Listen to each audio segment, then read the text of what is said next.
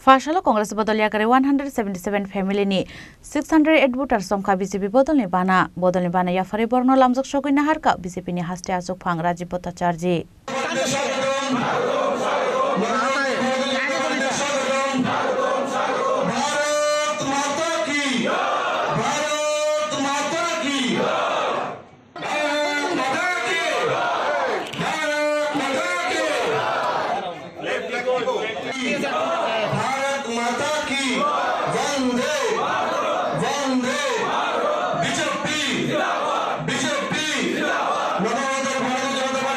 Congress Bodoliya Karmania Golo Paithago Fashalo BJP Bodolni Bana Romkha Hastini Congress ni Ozama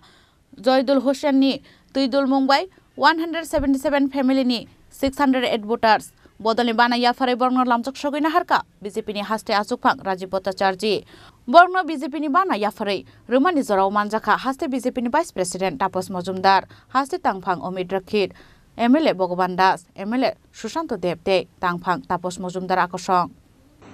আজকে ভারতীয় জনতা পার্টির কাছে এটা আনন্দের দিন কারণ ভারতীয় জনতা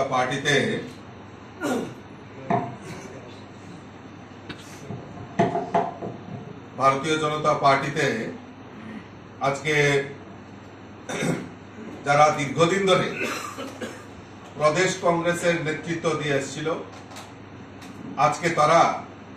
তাদের মধ্যে অধিকাংশ লোক আজকে ভারতীয় জনতা পার্টিতে যোগদান করছে তাদের মধ্যে অন্যতম আমাদের অ্যাডভোকেট জয়দুল হোসেন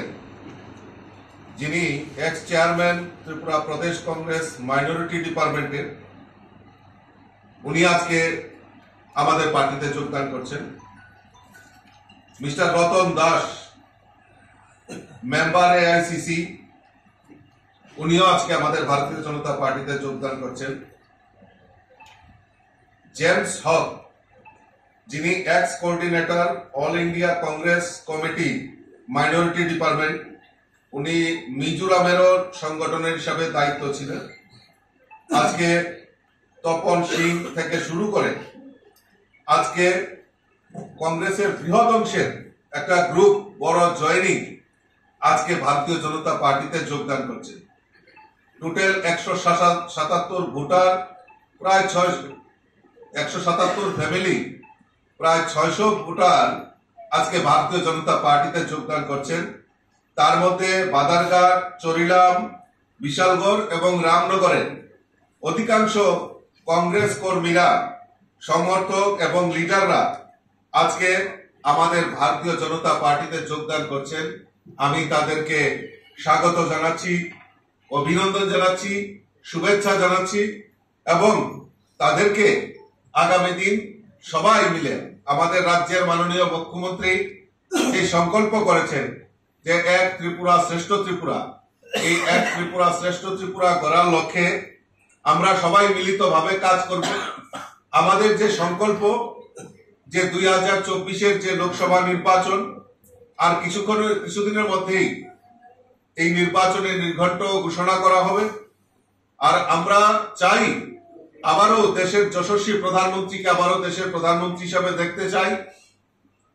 এবং এই ত্রিপুরা রাজ্যে 2টি লোকসভা আসন রয়েছে সেখান থেকে আমরা পদ্ম ফুল ফুটিয়ে আমরা মোদিজির হাতকে শক্তিশালী করব সেই সংকল্প আমরা নিয়েছি ভারতীয় জনতা পার্টি তারই লক্ষ্য হিসাবে আজকে দিকে দিকে বিভিন্ন দল থেকে কংগ্রেস সিপিএম এবং অন্যান্য আঞ্চলিক দল থেকে ভারতীয় জনতা পার্টিতে যোগদান করছেন ভারতীয় জনতা পার্টিকে সমর্থন করছেন আর লক্ষ্য একটাই যে ত্রিপুরা রাজ্যে এই কংগ্রেস এবং সিপিএম এর যে নাটক দীর্ঘদিন ধরে যারা কংগ্রেস করে আসছিল আজকে কংগ্রেস করার সুবাদে 25 বছর এই রাজ্যের বুকে বামপন্থীরা শাসন ব্যবস্থা ছিল আর আমরা যদি দেখি এই যারা বিরোধী দল করত বাম বিরোধী আন্দোলন করত বাম বিরোধী ছিল তাদেরকে কিভাবে নৃশংসভাবে কাউকে হত্যা করা থেকে শুরু করে এবং বিভিন্ন সময়ে বিভিন্ন মামলা মোকদ্দমায় জড়িয়ে এই কংগ্রেসীদের উপর অত্যাচার নির্বিচারে অত্যাচার করা হয়েছে আমরা ভুলে যাইনি ত্রিপুরা রাজ্যের মানুষ প্রাক্তন বিধায়ক মধুসূদন সাহাকে ওনার বাড়ির সামনে নৃশংসভাবে হত্যা করা হয়েছিল। এমন বহু কংগ্রেসী